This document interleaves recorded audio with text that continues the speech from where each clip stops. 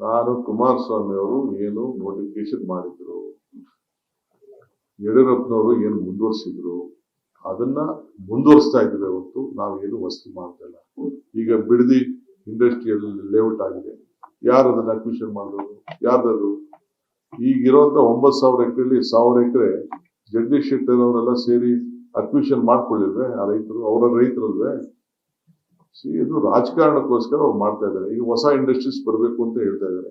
ಅವ್ರು industries minister ಇದ್ದಾರೆ, ಎಲ್ಲಿಂದ ಜಮೀನ್ ತೆಗೆದುಕೊಂಡು ಕೊಡ್ಲಿ ಅಂತ ಅವರೇ ಹೇಳಿದ್ರು ನನಗೆ ಆಗ್ತದೆ. ನಾನು ಯಾರಿಗೇನು ಬಲವಂತ ಏನು ಮಾಡಕ್ ಹೋಗ್ತಾ ಇಲ್ಲ. ನಾನ್ ಬೀಂಗ್ ಅರ್ಬನ್ ಡೆವಲಪ್ಮೆಂಟ್ ಇದು ಮಿನಿಸ್ಟರ್ ಆಗಿದ್ದಂತೂ ನಾನು ಐ ಕಾಂಟ್ ಡಿನೋಟಿಫೈ ಮಾಡ್ಬಿಟ್ಟು ನಾನು ಜೈಲಿಗೆ ಹೋಗ್ಲಿಕ್ಕೆ ಆಗ್ತಾ ಇರಲಿಲ್ಲ. ನಾನು ಡಿನೋಟಿಫೈ ಈಗ ರೆಡ್ ಝೋನ್ ಯಾಕೆ ಕುಮಾರಸ್ವಾಮಿ ಮಾಡಿದ್ರು?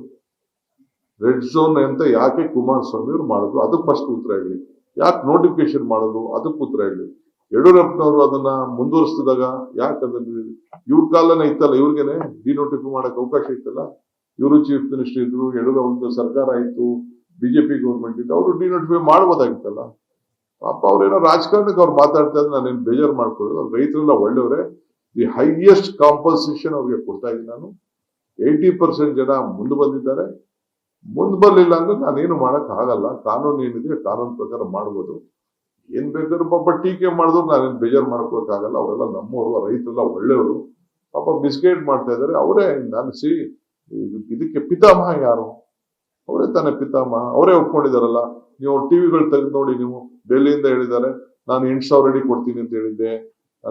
ಈಗ ನಾನು 8,000 ಅಲ್ಲ 50% ಕೊಡ್ತೀನಿ ಅಂತ ಇವತ್ತು ಹೇಳಿದ್ದೀನಿ. ನಿನ್ನೆ 2.5 ಕೋಟಿ ರೂಪಾಯಿ ಅಷ್ಟು ಒಬ್ಬೊಬ್ಬರು ಎಕರೆಗೆ ಸಿಕ್ಕಿದೆ. ಎಲ್ಲಿ ಕೊಡ್ತಾರೆ 2.5 ಕೋಟಿ ರೂಪಾಯಿ?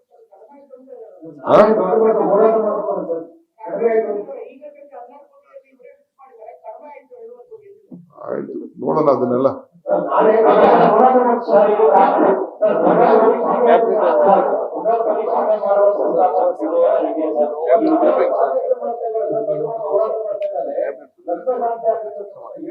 ನೋಡಪ್ಪ, ಅವರೆಲ್ಲ ದೊಡ್ಡವರು, ಇಂಡಸ್ಟ್ರೀಸ್ ಮಿನಿಸ್ಟರ್. ಇಂಡಸ್ಟ್ರೀಸ್ ತರಬೇಕು ಅಂತ ಆಸೆ ಇದೆ. ಎಲ್ಲಿ ತರಬೇಕು, ಹೆಂಗ್ ತರಬೇಕು, ಯಾರ ಜಮೀನಲ್ಲಿ ತರಬೇಕು ಅಂತ